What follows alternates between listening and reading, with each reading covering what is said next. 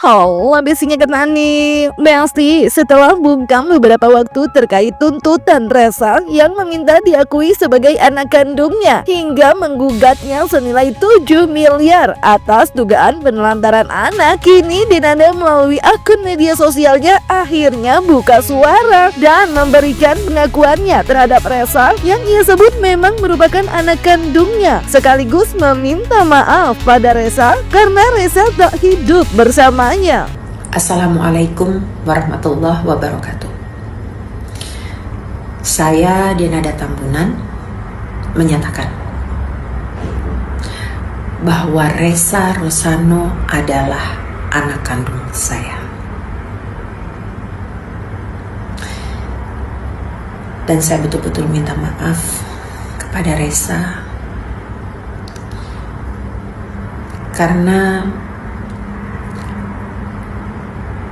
Resa tidak hidup bersama saya dari mulai dia masih bayi.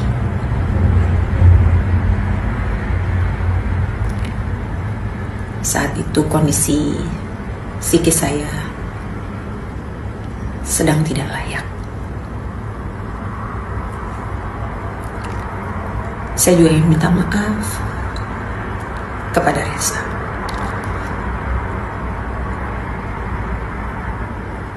Karena baru saat ini, setelah sekian lama,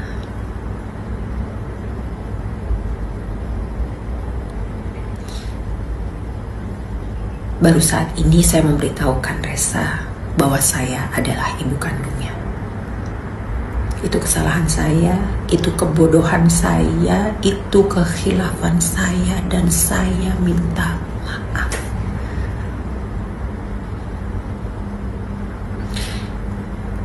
Saat ini saya cuma bisa berdoa dan saya hanya bisa berharap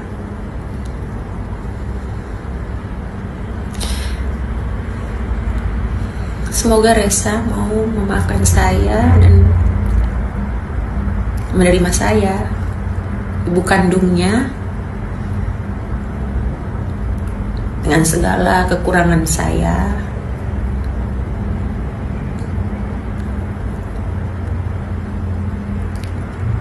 Dan dengan keadaan bahwa saya masih harus banyak belajar untuk menjadi ibu yang sesuai dengan harapan anak-anak saya.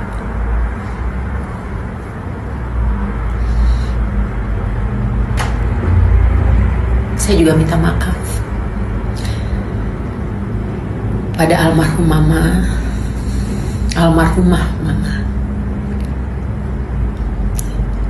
Dan saya juga minta maaf kepada semua adik-adik saya.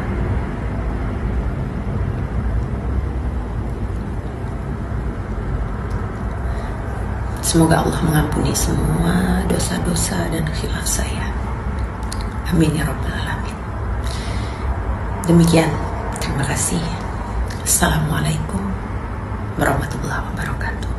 Ya, pengakuan yang akhirnya dilakukan Denada memang tak serta-merta didapat begitu saja oleh Resa. Selain sempat melayangkan gugatan, Resa juga sempat membongkar terkait banyak hal yang ia alami, di mana diduga seperti perlakuan yang tidak seharusnya ia terima sebagai anak kandung dan cucu kandung dari Emilia Contessa. Di mana dalam pengakuannya Resa sempat menjadi supir untuk sang nenek dengan jam kerja dan upah yang disebut kecil. Namun sayang, hal tersebut kini justru dibantah oleh Enrico Tambunan yang tak terima almarhumah sang ibu kerap terseret namanya. Maka ia pun dalam video di akun Instagramnya memberikan klarifikasi lantaran banyak berita bohong yang menyebut nama almarhumah Emilia Contessa. Yang pertama, tolong jangan bawa-bawa nama mama saya lagi. Tolong diingat aja jasa-jasanya dia sama keluarga besar, sama semua yang ada dalam keluarga kami. Kayaknya sangat menyedihkan kalau mama saya dibawa-bawa dan dijelek-jelekan hanya karena adanya sebuah perseteruan begitu. Harusnya tidak perlu menjelek-jelekan seorang yang sudah meninggal.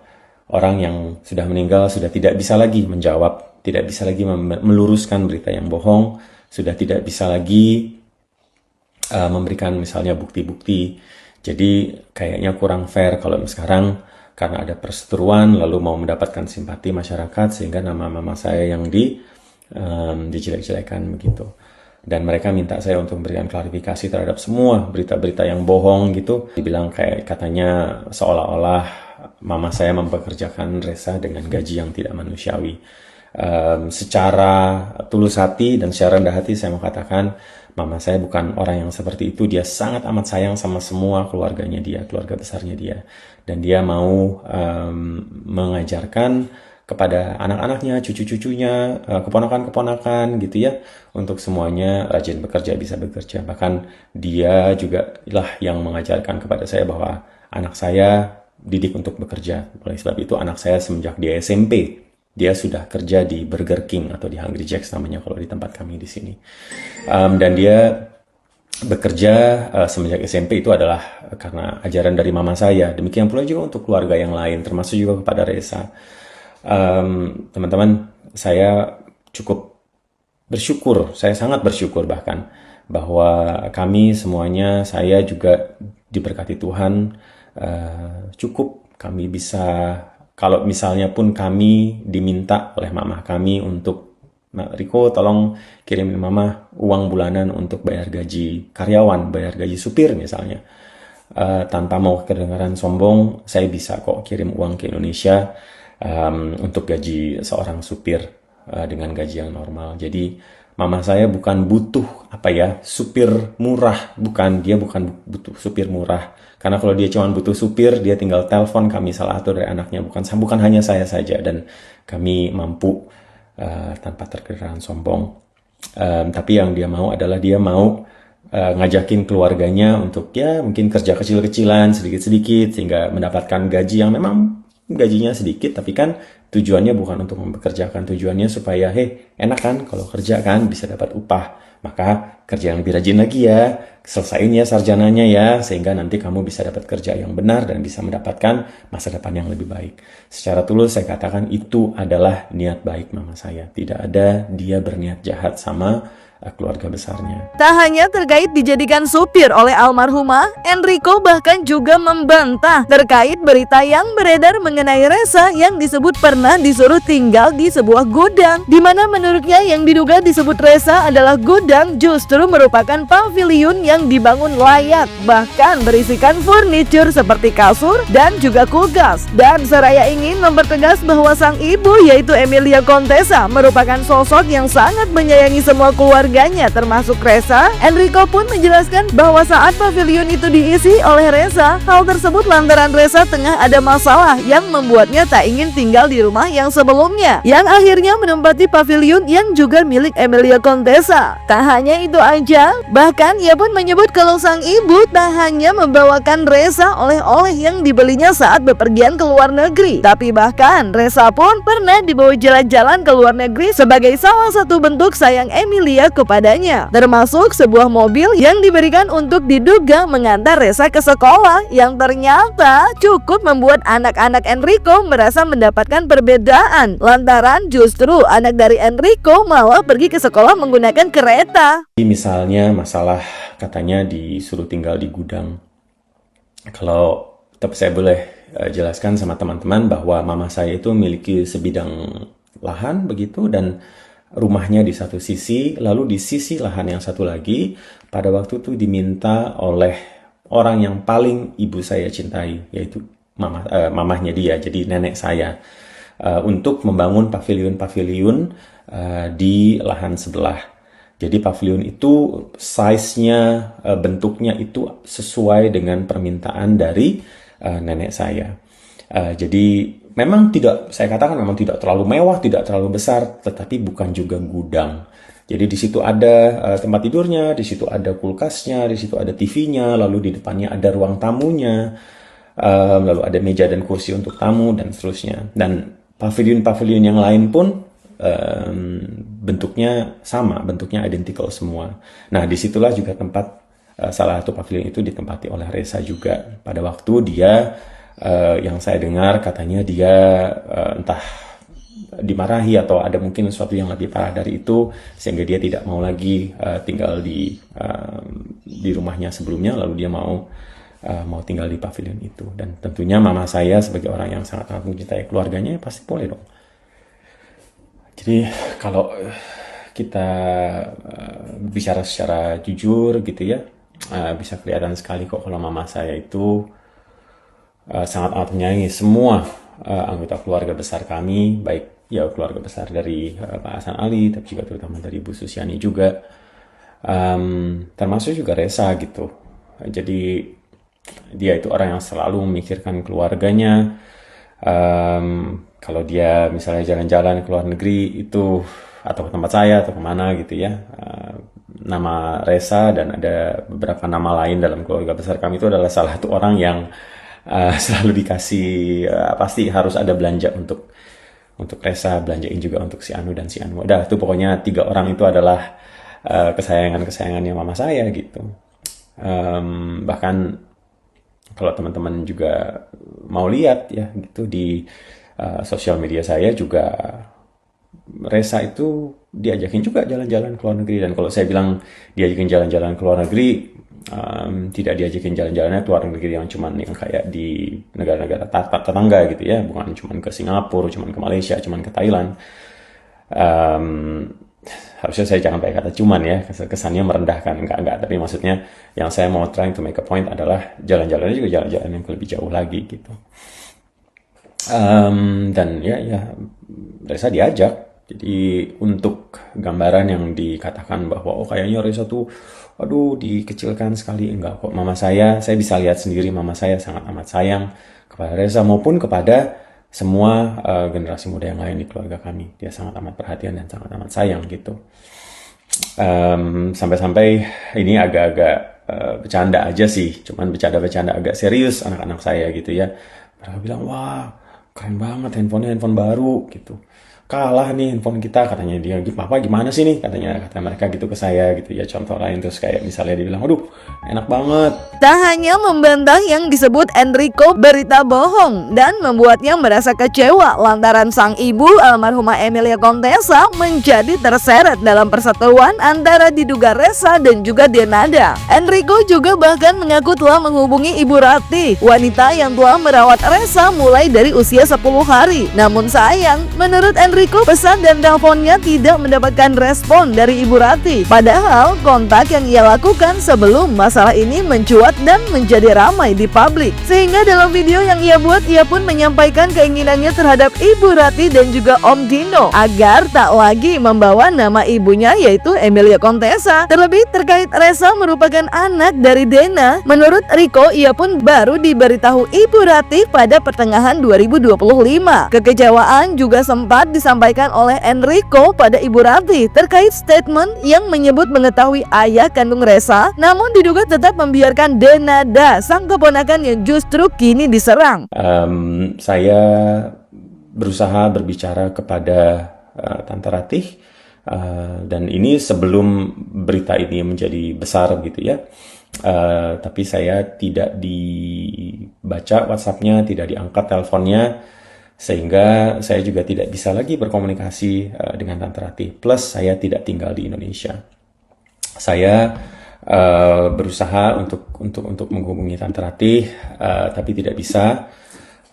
Yang saya mau katakan melalui video ini, mungkin kalau boleh saya pakai bahasa saya kepada Om Dino dan Tante Ratih. Tulang Dino, nan tulang, somba mahami tuhamu, tuudu dohot 10 jari.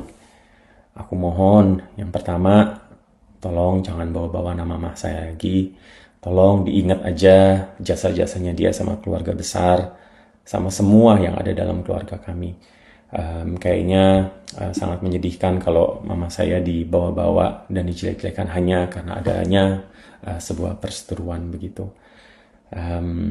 Yang kedua yang saya mau katakan adalah saya sungguh sangat amat sedih karena waktu saya nonton podcast, Tante mengatakan bahwa Tante tahu siapa bapaknya, tapi Tante nggak mau ngomongin. Saya, seperti yang Tante tahu sendiri, kalau saya boleh tunjukkan sama teman-teman lagi, chat sama Tante, bahwa baru di pertengahan 2025 saya diberitahu sama tante siapa itu Resa. Jadi saya tidak tahu bahwa Resa itu adalah anaknya Mbak Dena pada waktu itu, mungkin karena saya tidak tinggal di Indonesia, dan kalaupun saya lagi jalan-jalan ke Indonesia, saya tinggalnya di rumah papa. Jadi keluarga papa tidak ada yang tahu juga gitu. Dan pada waktu bulan Juni 2025 saya baru dijelaskan sama tante bahwa itu adalah anaknya Mbak Dena. Lalu saya minta di chat berikutnya, saya bilang, tante tolong, itu bukannya anaknya tante, bukan anaknya mama, bukan, itu anaknya Mbak Dena. Terus saya bilang, bentar, bagaimana ceritanya tante, kayak gitu kan. Udah gitu saya bilang, dia waktu itu tidak mau menjelaskan lagi dan tidak memberikan kejelasan yang jelas, sampai chat-chat yang berikutnya juga sudah bukan ngomongin hal yang itu lagi gitu, sudah lompat ke topik yang lain.